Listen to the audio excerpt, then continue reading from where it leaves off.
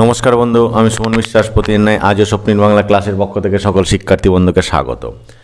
হ্যাঁ দেখো বন্ধু, আজও আমরা যেভাবে বাংলা, সংস্কৃত এবং ইংরেজি গ্রন্থের বর্ণানুক্রমিক সংক্ষিপ্ত আলোচনার ক্লাস শুরু করেছিলাম, আজও সেই ধারাটা বজায় রাখবো। সেদিক থেকে আজ আমার পবন নির্মিত পঞ্চম ক্লাস, টোটাল গ্রন্থ আলোচনার 45 নম্বর ক্লাস। আজও বন্ধু সরাসরি ক্যামেরায় না থেকে ক্যামেরার নেপথ্যে থেকেই গোটা বিষয়টাকে বোঝানোর চেষ্টা করব। সেদিক থেকে আজ পবন নির্মিত প্রথম যে গ্রন্থটা সম্পর্কে আলোচনা করব সেটা হচ্ছে পুরাবৃত্তসার। এটা কি বলতো বন্ধু? এটা হচ্ছে একটা বাংলা ঐতিহাসিক গ্রন্থ। এটা লিখেছিলেন ভূদেব মুখোপাধ্যায়। পশ্চিমে মিশর থেকে পূর্বে পারস্য সাম্রাজ্য পর্যন্ত নানা জনপদবাসী কতগুলি প্রধান প্রাচীন জাতীয় লোকদের স্থূল পূর্ব বিবরণ সমূহের বর্ণন এবং মনুষ্য সমাজ যে নিয়ত পরিবর্তন এবং পরিবর্তনশীল সেটা প্রদর্শন করাই এই গ্রন্থের উদ্দেশ্য। এই গ্রন্থে হিন্দু ও অন্যান্য জাতিদের শাস্ত্রে লিখিত জল প্লাবনের বিবরণ, প্রাকৃতিক ব্যবস্থানুসারে মানবগণের বর্ণভেদ, ভাষাভেদ, নানা দেশে মনুষ্য সঞ্চারের বিবরণ, মনুষ্য সমাজ শাসন এবং ব্যবস্থাপ্রণালী, শিল্প ও যুদ্ধপ্রণালী, অগ্নির ব্যবহার, লিপির পর্যায়ক্রম, মুদ্রা প্রচলন, মিশরীয়, ইহুদি ও ফিনিশীয়দের বিবরণ খুব সুন্দরভাবে কিন্তু এখানটায় বর্ণনা করা হয়েছে। এরপর হচ্ছে পুরুবিক্রম। তোমরা প্রত্যেকেই জানো বন্ধু, এটা একটা বাংলা নাটক এবং বিখ্যাত নাটক। নাট্যকার যতীন্দ্রনাথ ঠাকুর। বিষয়টা এরকম যে মহাবীর সেকেন্দার শাহ ভারত বিজয় করতে আসলে পাঞ্জাব দেশীয় মহারাজ পুরু অসীম পরাক্রমে তার সঙ্গে যুদ্ধ করেন এবং যুদ্ধে পুরু পরাজিত হলে তার অসামান্য বীরত্ব দর্শনে মুগ্ধ হয়ে সেকেন্দার তার সঙ্গে বন্ধুত্ব স্থাপন করেন এবং বিজিত রাজ্য প্রত্যার্পণ করে চলে যান। এই ঐতিহাসিক ঘটনা অবলম্বনে কিন্তু যতীন্দ্রনাথ ঠাকুর লিখেছিলেন পুরুবিক্রম নাটকটি। এরপরে হচ্ছে পুরুষ পরীক্ষা। তোমরা জানো বন্ধু, একটা সংস্কৃত নীতি গ্রন্থ। এটা বিদ্যাপতি লিখেছিলেন পুরুষ পরীক্ষা। এখানে গল্পচ্ছলে দান, দয়া, সত্য ধর্ম, বিদ্যা প্রভৃতি এবং বিদগ্ধাদি ভেদে নায়ক কথা ইত্যাদি বর্ণিত হয়েছে এবং এটা শিবসিংহ নরপতির আজ্ঞানুসারে কিন্তু বিদ্যাপতি পুরুষ পরীক্ষাটা কিন্তু লিখেছিলেন। এরপর রয়েছে পুষ্পপাত্র। এটা হচ্ছে একটা গল্পগ্রন্থ এবং লিখেছিলেন কিন্তু চারুচন্দ্র বন্দ্যোপাধ্যায়। এখানে নানা রসের 12টি গল্প কিন্তু রয়েছে। এরপরে হচ্ছে পুষ্পমালা। এটা হচ্ছে একটা বাংলা কাব্য, লিখেছেন শিবনাথ শাস্ত্রী। এখানে সামাজিক, ভক্তি বিষয়ক, আত্মতত্ত্ব বিষয়ক এবং শোকোদ্দীপক কতকগুলি কবিতা সন্নিবেশিত কিন্তু এখানটায় হয়েছে। তারপর হচ্ছে পুষ্পাঞ্জলি। এটা ভূদেব মুখোপাধ্যায়ের লেখা।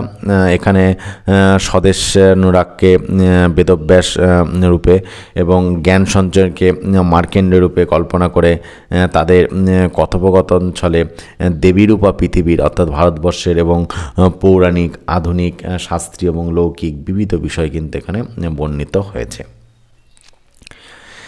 এরপরে হচ্ছে পূর্ণচন্দ্র। তোমরা জানো পূর্ণচন্দ্র একটা বাংলা নাটক এবং লিখেছিলেন কিন্তু গিরিশচন্দ্র ঘোষ। বিষয়টা এরকম যে শালিকটে রাজা শালিবান এক চর্মকার তনয়া রূপে মুগ্ধ হয়ে তাকে বিয়ে করেন এবং তার কথায় প্রথমা পত্নীর গর্ভজাত পুত্র পূর্ণচন্দ্রকে বিনাশের নিমিত্ত এক কূপের মধ্যে নিক্ষেপ করেন। সন্ন্যাসী গোরক্ষনাথ আসিয়া পূর্ণচন্দ্রকে রক্ষা করলে পূর্ণচন্দ্র তার শিষ্যত্ব গ্রহণ করেন। পরে গুরুর আদেশানুসারে পূর্ণচন্দ্র পঞ্চনদের অধীশ্বরী সুন্দরার পাণিগ্রহণ পূর্বক পুনরায় সংসার শ্রমে প্রবিষ্ট হন এবং রাজা পরে চর্মকার তনয়ার ষড়যন্ত্র অবগত হয়ে তাকে পরিত্যাগ করেন। রাজা রাসালু গ্রন্থ অবলম্বনে এই নাটকখানি কিন্তু লিখেছিলেন।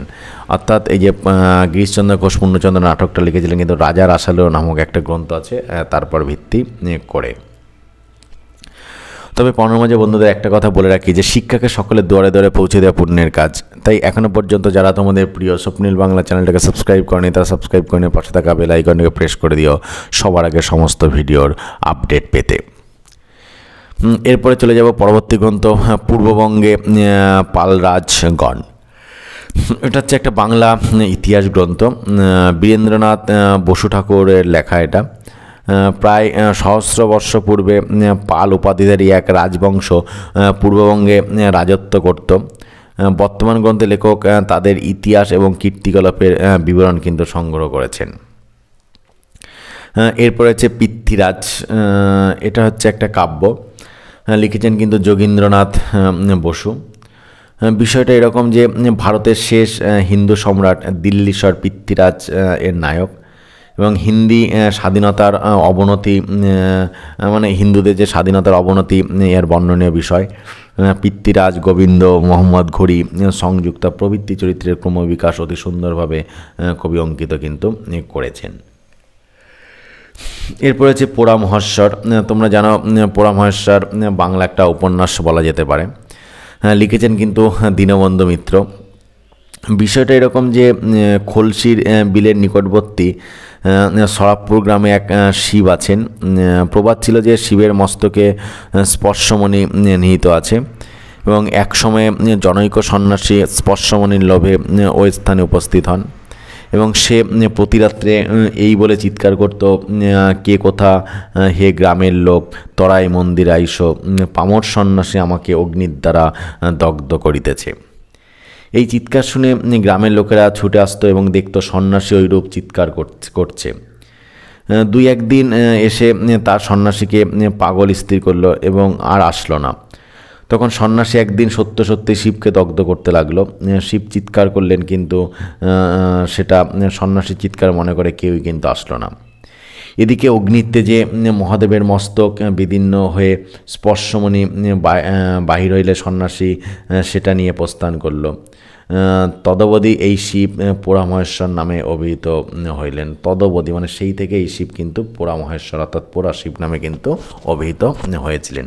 এটাই ছিল কিন্তু দীনবন্ধু মিত্রের লেখা পোড়া মহেশ্বর উপন্যাসের মূল বিষয়। এরপরে চলে যাব পরবর্তী এক বিখ্যাত গ্রন্থ পোষ্যপুত্র। তোমরা জানো বন্ধু যে পোষ্যপুত্র অনুরূপা দেবীর লেখা একটা উপন্যাস। বিষয়টা এরকম যে জমিদার চন্দ্রকান্তের একমাত্র পুত্র বিনোদ বাল্যকালেই মাতৃহীন হয়েছিলেন এবং বয়প্রাপ্তির সঙ্গে বিনোদ যেন ক্রমে উচ্ছৃঙ্খলতার দিকে চলতে লাগলো। চন্দ্রকান্তের নিকট থেকে সাহায্য পেয়ে রজনীনাথ নামক একটি মেধাবী দরিদ্র বালক সুশিক্ষা লাভ করে কলকাতায় ওকালতি করছেন এবং যথেষ্ট পসার প্রতিপত্তি লাভ করেছেন। বিনোদ মেধাবী ও দেশভক্ত। চন্দ্রকান্ত বিনোদকে রজনীনাথের তত্ত্বাবধানে কলকাতায় রাখলেন। বিনোদ উচ্চশিক্ষা লাভ করল এবং শিল্প বিদ্যা শিক্ষা করবার জন্য বিলেত যাওয়ার জন্য ইচ্ছা প্রকাশ করল। এদিকে রজনীনাথও তাতে সম্মতি দিলেন, কিন্তু পরম হিন্দু চন্দ্রকান্ত কিছুতেই সম্মত হইল না। তিনি পুত্রের বিবাহ দিয়ে তাকে সংসার জালে আবদ্ধ করার চেষ্টা করলেন। রজনীনাথের কন্যা শান্তিকে দেখে চন্দ্রনাথ বা চন্দ্রকান্ত পুত্রবধূরূপে গ্রহণ করার বাসনা প্রকাশ করলেন, কিন্তু শান্তি নিতান্ত বালিকা বলে সেটা আর হলো না। সুতরাং চন্দ্রকান্ত অন্যত্র বিনোদের বিবাহ স্থির করলেন। বিনোদ বিলাত যাবার জন্য একান্তই সমুৎসব। সে বিয়ে করবে না এবং বিলাত যাইবেই একথা তার পিতাকে কিন্তু জানিয়ে দিল এবং পিতা রুষ্ট হয়ে তাকে বাড়ি থেকে বের করে বা বেরিয়ে যেতে বলল। বিনোদ একেবারেই বাড়ি ত্যাগ করে নির্দিষ্ট হইল এবং অনেক চেষ্টা করে বিনোদের কোনো সন্ধান না পেয়ে চন্দ্রকান্ত অবশেষে হেমেন্দ্র নামক তার একটি ভ্রাতুষ্পুত্রকে পোষ্য গ্রহণ করলেন এবং বিনোদ কিছুকাল এদেশ সেদেশ ঘুরে অত্যন্ত রুগ্ন অবস্থায় একদিন বৃন্দাবনে এসে একটি ভদ্র পরিবারে আশ্রয় গ্রহণ করল। এই অপরিচিত গৃহস্থের বাটিতে থেকে বিনোদ সুস্থ হইল এবং গৃহকর্ত্রী সিদ্ধেশ্বরী একটি অনুরা কন্যা শিবানী ব্যতীত সংসারে আর কেউ ছিল না। বিনোদ পাল্টি ঘর অবগত হয়ে তার সঙ্গে শিবানীর বিয়ে দেওয়ার প্রস্তাব করলেন এবং বিনোদ নিরাপত্তিতে বিবাহ করে বসল। বিনোদ এখানে নীরদ নামে নিজের পরিচয় দিল এবং সিদ্ধেশ্বরী উপার্জনহীন জামাতার প্রতি আস্তে আস্তে বীতশ্রদ্ধ হয়ে কটুবাক্য প্রয়োগ করতে লাগলেন। বিনোদ এখানে থেকে গোপনে এলাহাবাদ হইতে এমএ পাশ করলেন এবং সিদ্ধেশ্বরীর কটুবাক্য এবং তদুপরি শিবানীর মৌখিক ঘৃণা প্রকাশ বিনোদকে অত্যন্ত ব্যথিত করল। ফলে বিনোদ দারুণ ক্ষোভে বৃন্দাবন ত্যাগ করে চলে গেল এবং বিনোদ মাদুরায় গিয়ে একটি বিশাল তাঁতশালা খুলে বেশ মানে সচ্ছলভাবেই চলতে লাগলো।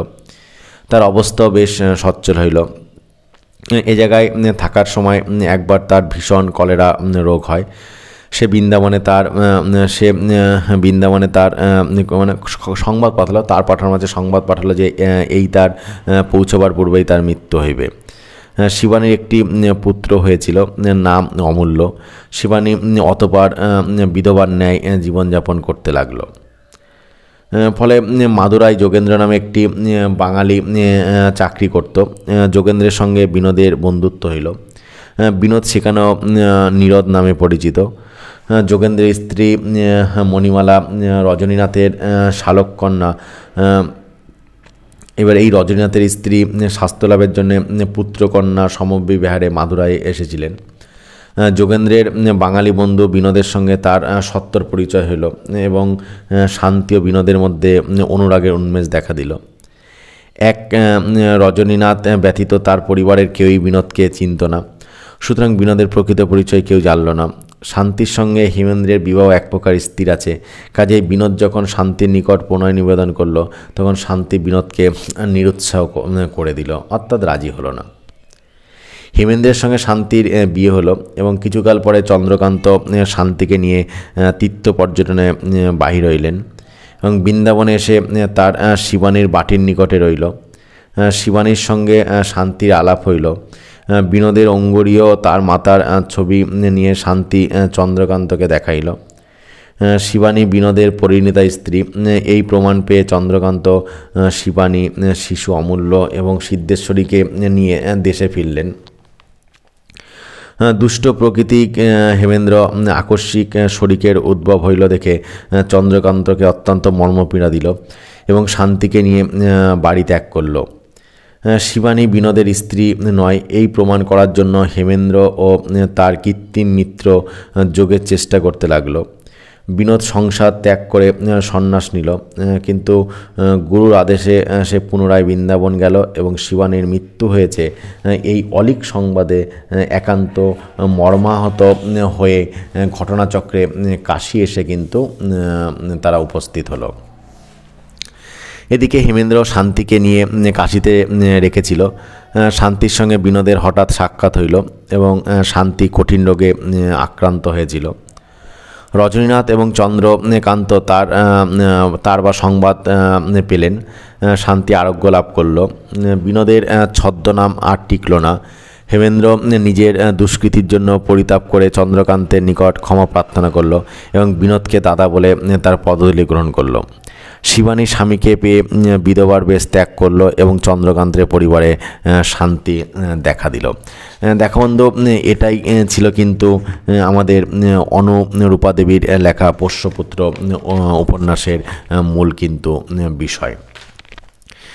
দেখো বন্ধু, এই যে বাংলা সংস্কৃত এবং ইংরেজি গ্রন্থের সংক্ষিপ্ত আলোচনার যে ক্লাসটা শুরু করেছিলাম, সেদিক থেকে আজ ছিল কিন্তু আমার পবন নির্মিত পঞ্চম ক্লাস, আর টোটাল 45 নম্বর ক্লাস। এই ক্লাসে বন্ধু আর একটা গ্রন্থ আলোচনাই করব, তারপরে ক্লাসটার ইতি টানব। সেটা হচ্ছে পৌরাণিক কথা। তোমরা জানো বন্ধু, এই পৌরাণিক কথা কিন্তু একটা বাংলা ধর্মগ্রন্থ। এটা লিখেছিলেন পূর্ণেন্দু নারায়ণ সিংহ। এখানে শ্রীমদ্ ভাগবত বর্ণিত বিষয় সকল ব্যাখ্যাত হয়েছে এবং ভাগবতের বর্ণানুসারে কাল নির্ণয়, সৃষ্টি প্রকরণ, অবতার, ধ্রুব, ভরতাদি মহাত্মার চরিত্র, শ্রীকৃষ্ণ তত্ত্ব, বৃন্দাবন তত্ত্ব প্রভৃতি খুব সুন্দরভাবে কিন্তু এখানে আলোচিত হয়েছে। আশা করছি বন্ধু আজও তোমাদের বাংলা সংস্কৃত এবং ইংরেজি গ্রন্থের সংক্ষিপ্ত আলোচনার ক্লাসে একটা তথ্যবল সুন্দর ক্লাস উপহার দিতে পেরেছি। তারপরে বন্ধু কোথাও যদি কোনো সমস্যা হয়ে থাকে অবশ্যই বন্ধু আমাকে কমেন্ট বক্সে গিয়ে কমেন্ট করে জানাবে। আমি যথাসম্ভব তার উত্তর দেওয়ারও কিন্তু চেষ্টা করব। আজকের ক্লাসটা এই পর্যন্তই। নমস্কার বন্ধু।